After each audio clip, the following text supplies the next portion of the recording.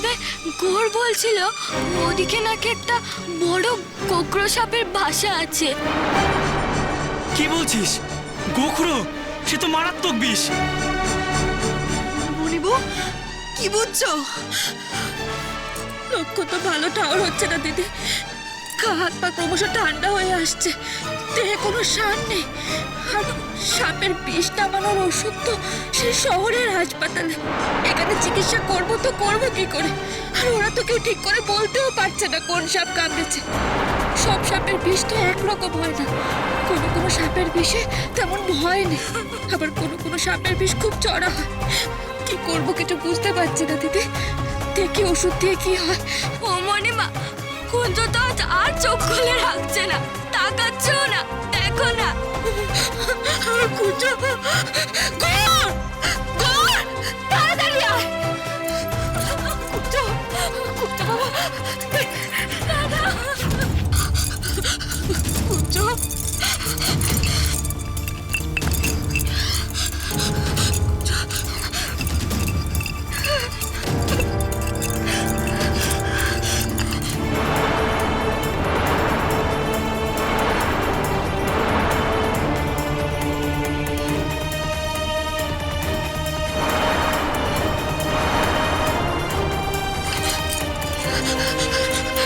কুঞ্জ, কুঞ্জ, ওষুধটা খা।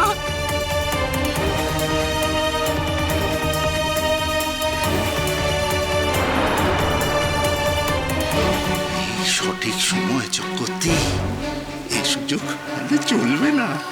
চলো চলো, এসো।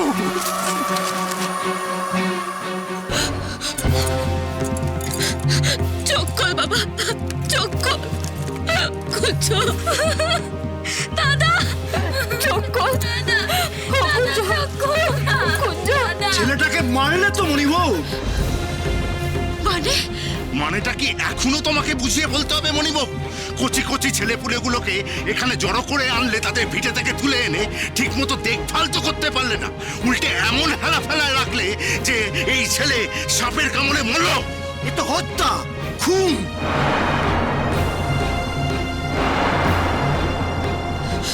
কি বলছেন? খুন? হ্যাঁ, খুন, হত্যা। জেনে বুঝে একটা নিষ্পাপ শিশুকে তুমি হত্যা করেছো মণিবউ। না না না, এ আমাদের গায়ের বুকে ঘোর অন্যায়, অনাচার। না না না, এর একটা বিচার সভা বসানো প্রয়োজন। যে বাচ্চাদের তুমি দায়িত্বই নিতে পারবে না, তাদের এনে রাখা কেন? হ্যাঁ, আজই মণিবউ এর বিচার সভা বসাও চক্রবর্তী। তার সাথে প্রায়শ্চিত্তের কি ব্যবস্থা হয় সেটাও দেখতে হবে। আমাদের গায়ে এমন ফুলের মতো নিষ্পাপ শিশুর হত্যা, এই অনাচার আমরা সইব না। মণিবউ, তুমি একটা খুনি, খুনি, খুনি।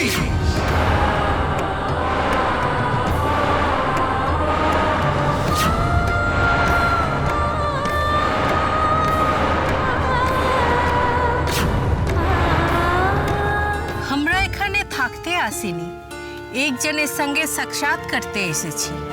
আপনাদের মধ্যে অন্নদাচরণ ভট্টাচার্যকে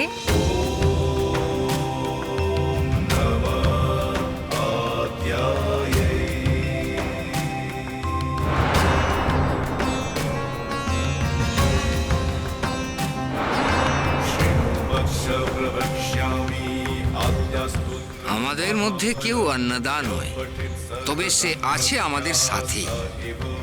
তাহলে कृपया करके उनको बुला दीजिए, हमार विशेष दरकार আছে।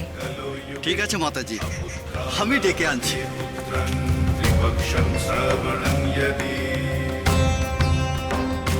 অন্নদাচরণকে তো আপনারা চিনেন না মা, তার নাম জানলেন কি করে? আর তার সাথে আপনার কি দরকার আছে? সে কথা আমরা তাকেই বলবো।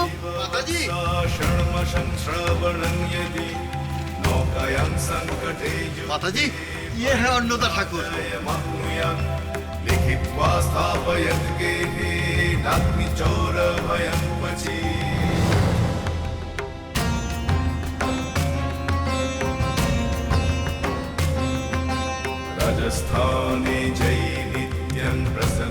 কিছু বলবেন? জয়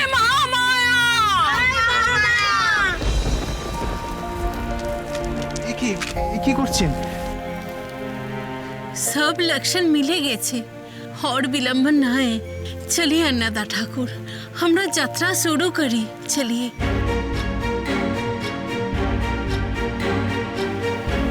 মানে মহেন্দ্র চোখ পড়ে গেছে ঠাকুর। যাত্রা শুরুর এই তো উপযুক্ত সময়। আমি আপনাদের কথা কিছুই বুঝতে পারছি না। আপনারা কারা? আমাকে চিনলেনই বা কি করে? আর আমি আপনাদের সঙ্গে কোথায় যাব? কেনই বা যাব? বাবা, আমরা নির্দেশ পেয়ে তবে এখানে এসেছি। আপনি কোনো নির্দেশ পাননি? নির্দেশ? কার নির্দেশ? কিসের নির্দেশ? বাবা, কনখালে আমাদের এক আশ্রম আছে, শক্তি সাধিকার আশ্রম। ওই আশ্রমে আপনাকে যেতে হবে বাবা। আপনি এখন থেকে ওই আশ্রমেই বিরাজ করবেন। এই মায়ের আদেশ আছে, ইসলিয়ে আমরা এখানে এসেছি। আমি কনখলে আপনাদের আশ্রমে কেন যাব? তাই তো, কঙ্খালের শক্তি সাধিকার আশ্রমের নাম আমি শুনেছি, কিন্তু আমি সেখানে যাইনি, কারণ আমি জানি ওখানে পুরুষ প্রবেশ মানা है। तो जो आश्रम में पुरुष प्रवेश माना है उधर अन्नदा जाबे केन और ओखाने थाकबेई बा केन?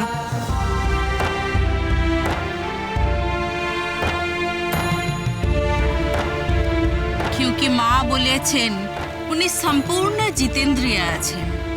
इस ब्रह्मांड में प्रकृति के बिना पुरुष असंपूर्ण, पुरुष ছাড়া प्रकृति पूर्ण নয়। আমাদের সাধনার পথে নিরাপত্তার জন্য আমরা আমাদের আশ্রমে পুরুষদের প্রবেশ নিষিদ্ধ করিয়াছিলাম, লেকিন আমাদের সাধনা সম্পূর্ণ হচ্ছিল না। আমাদের আশ্রমের পরিকাঠামো ভেঙে পড়ছিল। আমার মনে প্রচণ্ড হতাশা এসে গেছে। আমি তখন সবাইকে নিয়ে শক্তিপীঠ দর্শনে বেরিয়ে পড়েছি। একদিন জঙ্গলে ধ্যানের সময় দেবী স্বয়ং আবির্ভূতা হয়ে বলেন,